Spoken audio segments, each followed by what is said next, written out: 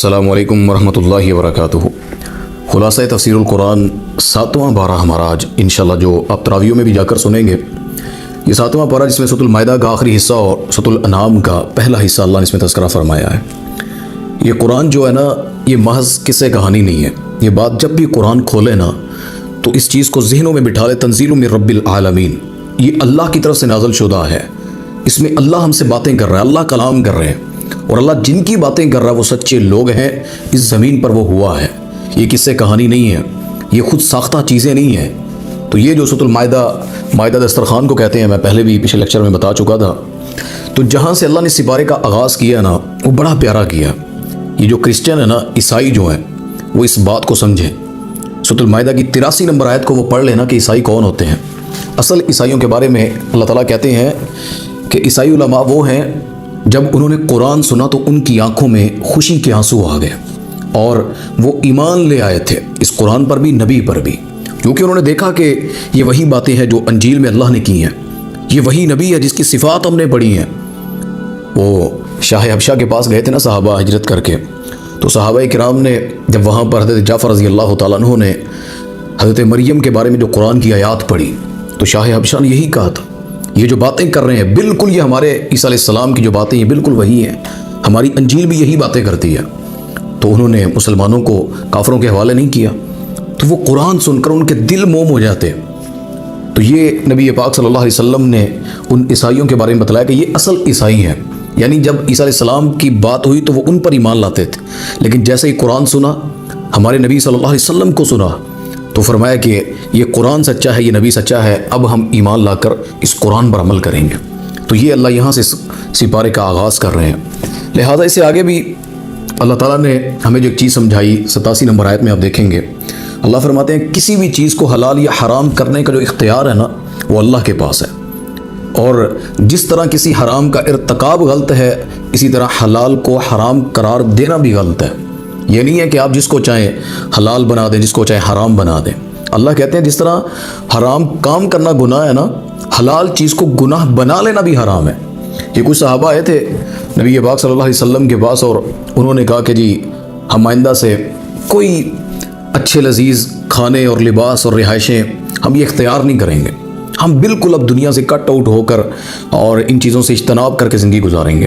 اللہ تعالیٰ نے پھر ان کو یہ آیت نازل کر کے فرمایا تھا کہ ان چیزوں کو جو اللہ نے تم پر حلال کی ہیں، رزق حلال کمانا، اچھا لباس پہننا، اچھے گھر میں رہنا، اللہ منع نہیں کرتا، لیکن جو اچھا گھر، جو اچھا لباس، جو اچھی زندگی آپ کو اللہ سے دور کر دے، اسلام سے دور کر دے، وہ پھر اچھی چیزیں نہیں رہتی ہیں۔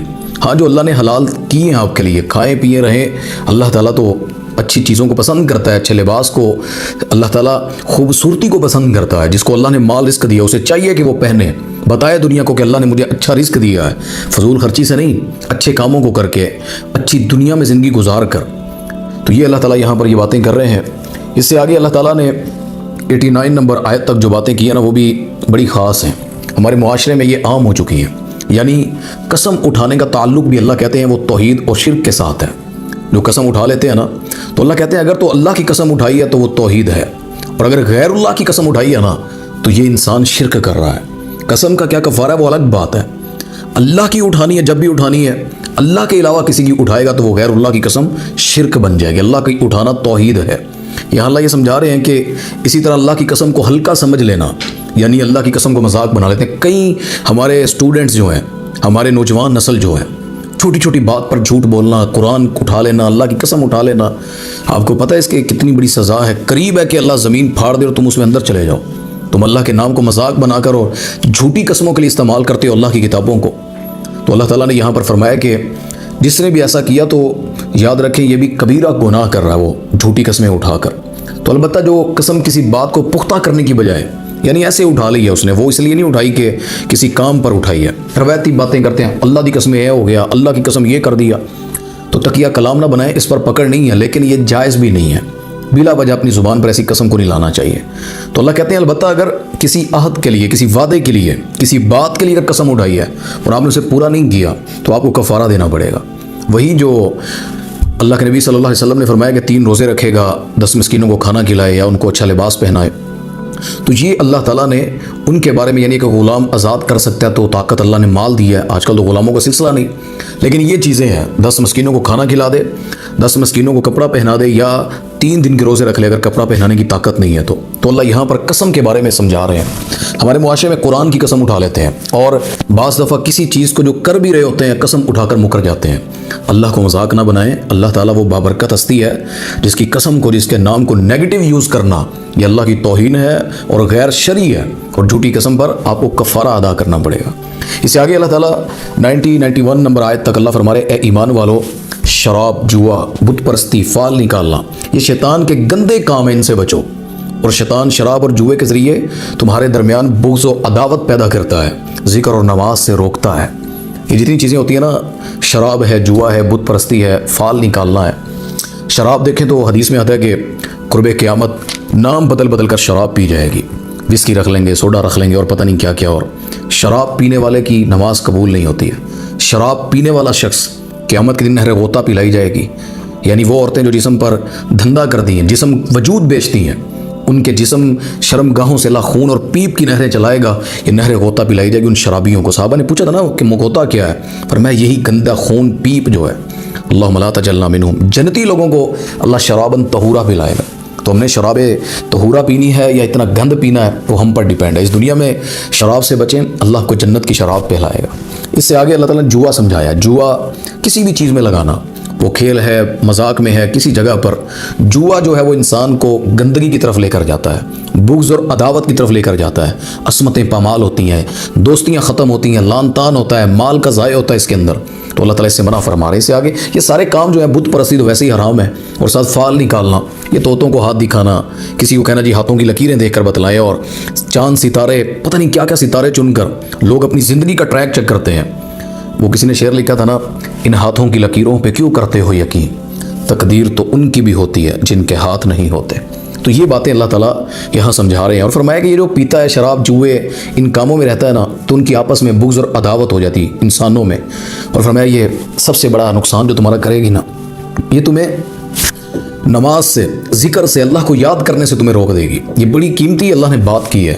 ایک ہوتا ہے کوئی آپ کے درمیان رکاوٹ پیدا کر دے، کوئی چیز، کوئی آ کر انسان، کوئی حکومت، کوئی غیر مسلموں کی جس طرح کنٹریز ہیں، لیکن آپ آزاد بھی ہیں، نماز پڑھنے جانا اور آپ نے ذکر و اذکار کرنا، زبانیں بند ہو جائیں گی اگر آپ ان گناہوں کے اندر ہیں۔ تو اللہ ان آیات میں یہ سمجھا رہے ہیں۔ اس سے آگے جو سورۃ المائدہ کی 100 نمبر آیت، اللہ کہتے ہیں برائی عام ہو جائے تو لوگ اس کو ہلکا سمجھنے لگتے ہیں، تو اللہ فرماتا ہے برائی عام ہونے کی وجہ سے وہ تمہیں اچھی لگنے لگے، وہ تب بھی برائی رہے گی۔ یعنی اس میں اللہ جو چیز واضح کر رہے ہیں نا، برائی اتنی عام ہو جاتی ہے، آہستہ آہستہ لوگوں میں اتنی رائج ہو جاتی ہے، لوگ اس کو گناہ نہیں سمجھتے۔ جس طرح بے پردگی ہے، ہمارے معاشرے میں پردہ اترتے اترتے اترتے اس حد تک اتر گیا کہ لوگوں نے اس کو گناہ سمجھنا چھوڑ دیا، اور عورتیں لباس پہن کر بھی ننگی ہوتی ہیں۔ عورتیں یہ برقع جو آج کل پہنتی ہیں فیشن سے، یہ سارا چلتے چلتے کس طرح اسے برائی نہیں سمجھا جاتا ہے۔ سگریٹ پیتے تھے، آہستہ آہستہ لوگ اس گناہ اور نشے کو چلاتے چلاتے لوگوں نے اس کو عادت بنا لی ہے۔ بڑی ایسی چیزیں آپ کو معاشرے میں نظر آئیں گی، وہ گناہ جو ہے وہ گناہ شمار نہیں کیا جاتا ہے۔ تو اللہ تعالیٰ فرما رہے ہیں کہ وہ چاہے عام ہو جائے، وہ عادت پڑ جائے، وہ آپ کے معاشرے میں ہر جگہ پہ ہوتی پھرے، تو وہ گناہ سے ختم نہیں ہوگی، وہ برائی رہے گی، چاہے وہ جتنی مرضی پھیل جائے۔ اللہ کہتے ہیں کہ اسے تم اپنے لیے یہ نہ سمجھنا کہ اس گناہ سے کیا ہوتا ہے۔ تو یہ اللہ تعالیٰ یہاں پر ہمیں سمجھا رہے ہیں۔ تو اس سے آگے اللہ تعالیٰ نے مشرکین عرب، یعنی 103 نمبر آیت کو آپ پڑھیں گے نا سورت کی، تو فرمایا کہ مشرکین عرب اپنے جانور، بتوں، قبروں اور مزاروں پر بطور نیاز دیتے تھے، تو اللہ تعالیٰ نے کہا یہ حرام کر دیا گیا۔ یعنی جانور لاتے اور کہتے کہ یہ فلاں کے نام کا ہے، فلاں اسپیشل بت کے لیے ہے۔ لات عزا منات جو ہوتے تھے، یا ان کے بزرگوں کی جو بڑوں کی قبریں اور مورتیاں ہوتی تھیں، ان کے نام کے لا کر جانور ذبح کرتے تھے۔ اللہ نے کہا غیر اللہ کے نام کا وہ کوئی بھی جانور ہے وہ حرام ہے۔ یہ جتنے آپ لوگ مزارات پر اللہ کے نیک لوگ ہوتے ہیں، لیکن قبروں پر جا کر ایسے جانوروں پہ ان کے نام لکھ کر وقف کر دینا، چھوڑ دینا، بچے لوگ قربان کرتے ہیں، بالوں کی چٹیاں چھوڑ لیتے ہیں، اور پتہ نہیں کیا کیا کرتے ہیں، یہ سارے کام اللہ نے کہا یہ غیر اللہ کے ہیں، یہ سب اللہ نے حرام کر دیے ہیں۔ اور جو غیر اللہ کے نام پر جا کر شرک کرتا پھرے اور حرام کام کرتا پھرے، یاد رکھیں اس کی سزا جو ہے وہ اللہ نے جہنم رکھی ہے۔ اور انسان جتنے ایسے کام کرتا ہے، دلائل دیتے ہیں نا پھر کہ ہمارے والدین تھے، ہمارے رشتہ دار تھے، ہم تو دیکھا دیکھی کرتے آ رہے ہیں، سالوں سے یہ میلے چل رہے ہیں، عرس چل رہے ہیں، اور پتہ نہیں کن کن روایتوں کو چلا کر دلیل جو دیتے ہیں نا، اللہ اس دلیل کی بات کر رہے ہیں سورۃ المائدہ کی 104 نمبر آیت میں۔ یہ سمجھنے والوں کے لیے بہت بڑی بات ہے۔ ہمارے رب نے 1450 سال پہلے ہی ہمیں بتلا دیا تھا کہ یہ لوگ کیا کہتے ہیں، کہ جب ان مشرکوں سے کہا جاتا ہے کہ قرآن و حدیث پر چلو، قرآن و حدیث پر عمل کرنا ہے، تو اس آیت میں آپ سمجھیں گے کہ اللہ کہتے ہیں کہ یہ تو کہتے ہیں کہ ہم اس دین پر چلیں گے جس پر ہمارے آباء و اجداد چلتے تھے۔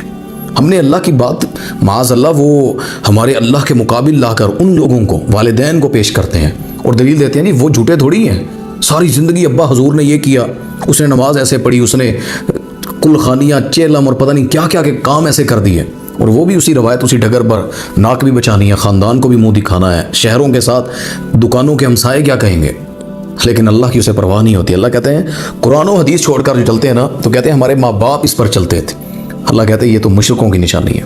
اس سے آگے اللہ تعالیٰ نے سورۃ المائدہ کی 116 نمبر آیت، اللہ اکبر، یہ جو آخری حصے ہیں اس کے، اللہ کے علاوہ کسی ولی کو پوجنا تو درکنار، اللہ کہتے ہیں کسی نبی کو بھی پوجنے کی اجازت نہیں ہے، کسی نبی کی بھی عبادت نہیں ہو سکتی ہے۔ یہ مورتیاں، یہ باقی جتنے اللہ کے ولی اور نیک لوگوں کو پوجنا تو الگ بات ہے، اللہ کا نبی، پیغمبر، سچا پیغمبر، معزز، اتنا قیمتی رتبہ اس کے پاس ہے، اللہ کہتے ہیں اس نبی کی بھی عبادت، اس کو پوجنا جائز نہیں ہے۔ وہ رہنمائی کے لیے، آپ کی ہدایت کے لیے بھیجا گیا ہے۔ اگر پوجنا ہوتا نا اس زمین پر انسانوں ولیوں کو، تو اللہ کی قسم سب سے معزز شخصیت محمد رسول اللہ صلی اللہ علیہ وسلم ہے، اور اللہ امت کو حکم دیتا کہ اس نبی کو سجدہ کرو، اس نبی کی قبر پر جاؤ، وہاں چڑھاوے چڑھاؤ، ان کی قبروں کو سجاؤ، وہاں گنبد بناؤ، ایسے ایسے کام کرو۔ اللہ نے نہیں بتلایا، اللہ نے اس نبی کی اطاعت کا حکم دیا، یا ایھا الذین آمنوا اطیعوا اللہ واطیعوا الرسول۔ اللہ اس چیز کا حکم دے رہے ہیں، آمنوا باللہ ورسولہ، ایمان لے کر اللہ پر، اللہ کے رسول صلی اللہ علیہ وسلم پر۔ یہ باتیں اللہ یہاں پر کر رہے ہیں، شاید کسی کو سمجھ آ جائیں جو کائنات کا خالق اس سپارے میں، ان آیات میں اللہ ہمیں سمجھا رہا ہے۔ تو یہ یہاں تک اللہ تعالیٰ نے باتیں کی۔ اس سے آگے پھر آپ جب سورۃ الانعام کو پڑھیں گے، انعام چوپائے کو کہتے ہیں، جانوروں کو، تو اس میں اللہ تعالیٰ نے جو باتیں کی ہیں وہ اللہ تعالیٰ نے توحید، اس کا خلاصہ، شرک کی مختلف اقسام جو ہیں، غیر اللہ کو جو مدد کے لیے پکارنا کیسا ہے، غیر اللہ کو سرپرست سمجھنا، غیر اللہ کو نفع نقصان کا مالک سمجھنا، اور فرمایا کہ اس کو عزت اور مقام غیر اللہ کو اللہ کے برابر دینا سمجھنا، فرمایا کہ یہ سب اللہ کے ساتھ شریک ہے۔ تو مزید فرمایا کہ عالم الغیب، اور جسے عربی میں مولا کہا جاتا ہے، وہ کون ہے؟ وہ صرف اللہ کی ذات ہے۔ اللہ اس صورت میں یہ سمجھا رہے ہیں۔ تو یہ جو صورت ہے یہ مکی دور کے آخر میں اللہ نے نازل فرمائی، ہجرت سے قبل جو اللہ نے سورۃ الانعام کو اللہ نے نازل کیا ہے۔ اس کے اندر اللہ نے اس لیے یہ باتیں کی ہیں کہ میرے نبی آپ مکہ سے مدینہ جا رہے ہیں، اتنے سالوں کی دعوت کے بعد ان کو بتلا کر جائیں کہ تمہارے گناہ کیا ہیں، تم نے کیا کیا شرک کر کے اللہ کے ساتھ، غیر اللہ کو پوچھ کر تم نے کیا کیا رستے بنا لیے شرک کے، تم اللہ پر ایمان نہیں لاتے، ان پر لاتے ہو، اللہ کے شریک بناتے ہو، جو عزت اللہ کی ہے وہ عزت تم ان بتوں کو دیتے ہو، ان غیر اللہ کو دیتے ہو۔ تو اللہ تعالیٰ نے یہاں پر ان کی حجت پوری کر دی کہ میں ان کو بتلا رہا تھا کہ اللہ کون ہے۔ 13 سال اسلام کے قوانین نہیں اترے، توحید اللہ نے سکھائی ان لوگوں کو، مکہ کے لوگوں کو 13 سال تک۔ اسلامی احکام تو سارے مدینہ میں آ کر نازل ہوئے ہیں۔ تو یہاں اللہ تعالیٰ جو باتیں کر رہے ہیں یہاں پڑھیں گے، اللہ کہتے ہیں کہ اللہ کے عذاب کی 3 بڑی صورتیں ہوتی ہیں۔ آپ 65 نمبر آیت تک چلے جائیں، جس میں اللہ نے جتنی یہ باتیں کی ہیں، جتنی میں نے آپ کے سامنے تذکرہ کی ہیں، تو یہاں پڑھتے پڑھتے آپ پہنچیں گے تو اللہ فرماتے ہیں کہ اللہ کے عذاب کی 3 بڑی صورتیں ہوتی ہیں: آسمانی عذاب، زمینی عذاب، اور لوگوں کے باہمی اختلافات اور جھگڑے کے عذاب، یعنی لوگوں کا آپس میں ایک دوسرے سے نفرت کرنا، یہ اللہ کی طرف سے عذاب ہے۔ تو اللہ یہاں پر اسی کا تذکرہ کر رہے ہیں، فرمایا کہ آسمانی عذاب جو اترتے تھے، لوط علیہ السلام کی قوم پر اللہ نے آسمان سے پتھر برسائے، اللہ تعالیٰ نے ان پر مینڈکوں کا خون کا پتہ نہیں کن کن چیزوں کا اللہ نے ان پر عذاب دیا۔ آسمان سے بارش نزل کر کے نوح علیہ السلام کی قوم کو اللہ نے پانی کر کے اس میں غرق کر دیا۔ تو اللہ کہتے ہیں یہ آسمانی عذاب ہوتے ہیں، بجلی کی کڑک کا چمکنا، زمینوں پر اترنا، اور انسانوں کو اللہ تعالیٰ نے ان آسمانی عذاب دے کر بھی ان کا امتحان لیا اور ان کو مارا بھی ہے، سزائیں دی اللہ ان کے گناہ اور شرک کی وجہ سے۔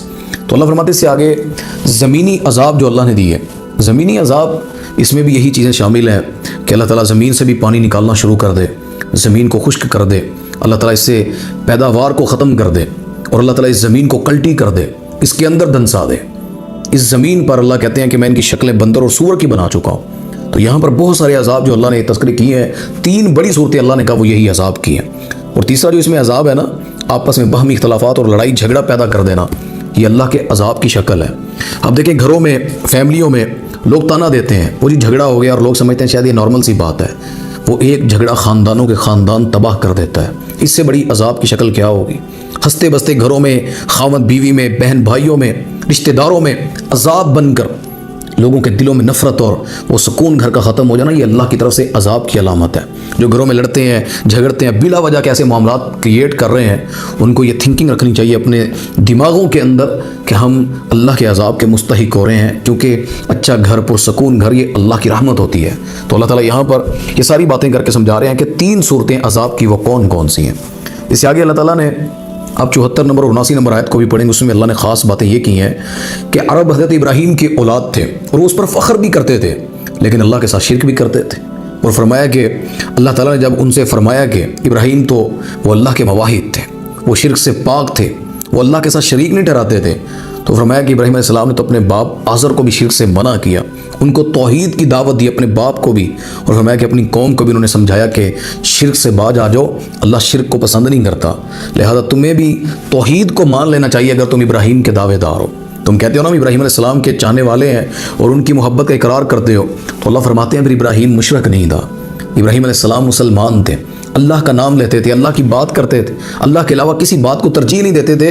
پھر تم جو ابراہیم علیہ السلام کا دعویٰ کرنے والے، یہ پھر دعویٰ جھوٹا ہے۔ اللہ یہاں یہ ثابت کر رہے ہیں کہ یہ اصل میں ابراہیمی ہے ہی نہیں، جس طرح آج کل بڑے لوگ محمدی بنے ہوتے ہیں اور بڑے لوگ ایسے ہیں جو اللہ کے نبی کی نام کی چھتری استعمال کرتے ہیں، ان کی ساری زندگی نبی کے خلاف ہوتی ہے۔ ان کی نماز دیکھ لیں، نبی پاک صلی اللہ علیہ وسلم نے ویسی پڑھی نہیں۔ آپ ان کی زندگی کا اٹھنا بیٹھنا، پگڑیوں کے رنگ، ان کے لباسوں کے رنگ، ان کا کوئی سٹائل دیکھ لیں آپ، زندگی سے نہیں لگتا کہ نبی پاک صلی اللہ علیہ وسلم کی اس نے سیرت پڑھی ہوگی۔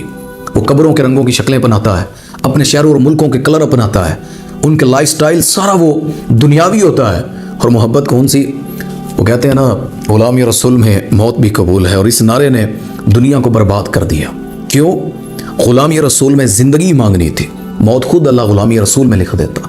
کسی نے زندگی پر عمل کرنا پسند نہیں کیا، بس یہی معاملہ اللہ یہاں تذکرہ کر رہے ہیں کہ شرک سے باز آ جاؤ، میرا ابراہیم مشرک نہیں تھا، مواحد تھا۔ اگر کوئی اس کا نام کا دعوے دار ہے تو اسے یہ سمجھنا چاہیے۔ اس سے آگے اللہ تعالیٰ نے ایک بہت بڑی بات کی ہے، ہمارے معاشرے میں بھی اس کی بحث چلتی ہے۔ فرمایا کہ لا تدرکہ الابصار وہو یدرک الابصار وہو اللطیف الخبیر۔ کوئی آنکھ جو ہے نا، فرمایا کہ وہ اللہ تعالیٰ کو نہیں دیکھ سکتی، کوئی آنکھیں ایسی ہے نہیں دنیا میں جو اللہ کو دیکھ سکیں، جبکہ وہ آنکھوں کا ادراک کر لیتا ہے۔ اللہ سب کو دیکھتا ہے، اللہ کو کوئی آنکھ نہیں دیکھ سکتی ہے۔ یہ قرآن کے الفاظ ہیں، لا تدرکہ الابصار، کوئی آنکھ اللہ کو نہیں دیکھ سکتی ہے اس دنیا میں۔ جنت میں انشاءاللہ ہم دیکھیں گے، نبی پاک صلی اللہ علیہ وسلم نے فرمایا کہ جنتی بہت ساری نعمتیں، ساری بلکہ نعمتیں استعمال کر چکے ہوں گے، پھر اللہ ان کو ایک نعمت اپنے دیدار کی دے گا، اور جب جنتی لوگ اللہ کا دیدار کر لیں گے نا، تو اللہ ہم سے پوچھیں گے تمہیں باقی نعمتیں، وہ ساری نعمتیں بھول جائیں گے کہ باقی نعمتیں تمہارے دماغوں میں ہیں، تو وہ کہیں گے اللہ تیرے دیدار سے بڑھ کر نعمت کیا ہو سکتی ہے۔ اور جو فرمایا کہ جس طرح 14ویں کا چاند بندہ دیکھتا ہے نا، یہ ہمارے آسمان پر جب ہم دنیا میں دیکھتے ہیں، تو فرمایا کہ وہ اللہ کو اس طرح انسان دیکھیں گے جنت میں۔ اللہم اجعلنا منہم، اللہ ہمیں بھی ان میں سے کر دے۔ تو اللہ یہاں ان آیات میں یہ سمجھا رہے ہیں، کوئی آنکھ جو ہے نا وہ اللہ کو نہیں دیکھ سکتی، لیکن وہ آنکھوں کا ادراک اللہ جو ہے وہ کر لیتا ہے۔ وَهُوَ يُدْرِكُ الْأَبْصَارَ، وہ اللہ آنکھوں کو دیکھ لیتا ہے، ان کا ادراک کر لیتا ہے۔ وَهُوَ اللطیف الخبیر، وہ بڑا باریک بھی خبر رکھنے والا ہے، وہ ایسا نہیں ہے رب تمہارا جس کو خبریں نہ ہو۔ تو اللہ تعالیٰ اس میں ساری ایسی باتیں کر کے یہاں پہ یہ چیز کلیئرس کر رہے ہیں۔ حضرت عائشہ رضی اللہ تعالیٰ عنہ سے بھی حدیث ہے، وہ کہتی جس شخص نے یہ کہا کہ اللہ کے نبی صلی اللہ علیہ وسلم نے اللہ کو دیکھا، اس نے اللہ کے نبی صلی اللہ علیہ وسلم پر جھوٹ باندھا ہے، اس نے جھوٹی بات کی ہے، اس نے نبی پاک صلی اللہ علیہ وسلم پر الزام باندھا ہے۔ تو یہ انشاءاللہ جس طرح ہمارے لوگ کہتے ہیں نا کہ اللہ کو دیکھا اور اس سے شان بنی، شان یہی بڑی تھی کہ اللہ نے سب سے اوپر بلا کر اپنے پاس اللہ نے اپنے قریب لے گئے۔ باقی دیکھنا انشاءاللہ جنت میں ہمارے آقا بھی اللہ کو دیکھیں گے، انشاءاللہ ہم بھی دیکھیں گے، لیکن اس دنیا میں یا معراج کی رات نبی پاک صلی اللہ علیہ وسلم نے اللہ کو نہیں دیکھا۔ اس سے آگے ایک آخری بات 108 نمبر آیت سورۃ الانعام کی آپ پڑھیں، اللہ کہتے ہیں مشرکین کے شرک سے بیزاری اور نفرت کرو تم، یعنی مشرک ان کا جو شرک کا طریقہ ہے یا ان کی جو زندگی کا معاملات ہے نا، فرمایا اس سے تم بیزاری اختیار کرو، ان میں انٹرسٹ پیدا نہ کرو۔ جس طرح ہمارے لاہور میں علی حجویری کے مزار پر جب عرس ہوتا ہے تو لوگ دیکھا دیکھی چل پڑتے ہیں، آؤ جی رات دا ٹائم ہے، چلو آؤ، وہ ٹائم پاس کر رہی ہے۔ اللہ کہتے ہیں میں تمہیں کہہ رہا ہوں شرک سے بیزار ہو جاؤ، ان کے شرک سے نفرت کرو تم، اور ہم انہی کے ٹریک پر چلتے ہوئے نہیں جی کوئی نہیں، ہنستے کھیلتے جی کوئی نہیں، بزرگ کی سن بیٹھ جانا چاہیے، چادر لی چڑھائی آنی چاہیے، اور ہم تو فاتحہ پڑھنے گئے تھے جی، ہم تو صرف یہ کام کرنے گئے تھے۔ عجیب بات ہے، آپ کسی گناہ کے کسی ایسی جگہ پر کھڑے ہوں اور آپ کے میں کون سا کرنے آیا تھا، میرا کون سا دل تھا، تو بھائی پولیس تو انو شراب دے اڈے تو پھڑے نا، پیا یا نہیں پیا آپ مجرم شمار ہوں گے۔ ایسے ہی اللہ کہہ رہے ہیں کہ تم ان سے نفرت اختیار کرو، اگر نہیں کرو گے تو تم ان میں سے شمار کیے جاؤ گے۔ تو اللہ فرماتے ہیں لیکن جن ہستیوں کو مقدس سمجھتے ہیں اللہ کہتے ہیں انہیں گالی نہ دو۔ ٹھیک ہے، یہ ہمارے معاشرے میں جس طرح لوگ ہیں یا کافروں کے جو اپنے بت ہیں، جو بھی غیر اللہ کو پوجتا ہے، تو اللہ کہتا ہے پھر انہیں برا نہ کہو۔ ان کے مقدس جن کو یہ مقدس بنا کر بیٹھے ہیں وہ ہیں نہیں مقدس لیکن سمجھتے ہیں، اللہ کہتے ہیں تم انہیں گالی نہ دو۔ یہ نہیں ہے کہ سچ بیان نہ کریں، ان کی حقیقت نہ کھولیں، گالی نہیں دینی ہے۔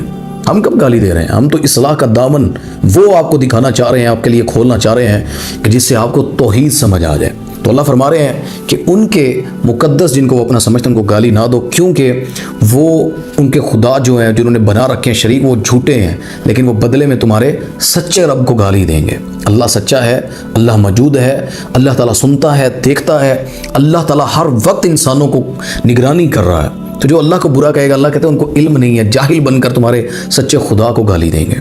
تو یہ ہے کہ ان کو توحید سمجھائی جائے نا، وہ الٹا پھر ساڑھے تے آ جاتے ہیں، وہ آتے ہیں جی یہ بڑے مواحد نے، وابی نے، اور اللہ کے نام کا مذاق اڑاتے ہیں۔ حالانکہ کیا وابی، کیا سنی، کیا شیعہ، مسلمان ہونا چاہیے، بندہ اللہ کا ہونا چاہیے۔ تو یہاں اسی پارے میں اللہ تعالیٰ نے یہ ساری باتیں کی ہیں۔ اللہ تعالیٰ ہمیں قرآن پاک پر عمل پیرا رہنے کی توفیق عطا فرمائے، اور اللہ نے انعام جو کہا ہے نا چھپائے، اللہ معاف فرمائے۔ وہ بھی کوئی انسان ہے جسے اللہ جانوروں سے ملا دے، وہ بھی کوئی انسان ہے جو شرک کر کے جانوروں سے بھی بدتر ہو جائے۔ جانور بھی اللہ کو پکارتے ہیں، درخت چرند پرند بھی اللہ کو پکارتے ہیں۔ ہم انسان جاہل ہیں جو اتنی عقل نہیں رکھتے کہ یار وہ ذات صرف اللہ کی ہے، جس سے مدد مانگنا، جس کی عبادت کرنا، جس سے سجدہ کرنا، جس کے لیے وہ محبت اور عزت اور پیار دینا جو اللہ کو لائق ہے، ہم انسانوں کو دیتے پھرتے ہیں۔ تو اللہ تعالیٰ نے یا انہیں چھپائے کہا ہے، جانور کہا ہے، جو مشرکین بدترین غیر اللہ کی عبادت کریں، اللہ کے علاوہ کسی کو پکاریں یا اللہ کے ساتھ کسی کو شریک بناتے ہیں، مواحد بنے، زندگی گزاریں، انشاءاللہ گناہ آپ کے اللہ معاف کر دے گا۔ مشرک بندے کی اللہ نے بخشش نہیں کرنی، گناہ گاروں کو اللہ معاف کر دے گا۔ اللہ ہمیں عمل کی توفیق عطا فرمائے۔ آخر دعوانا الحمدللہ رب العالمین۔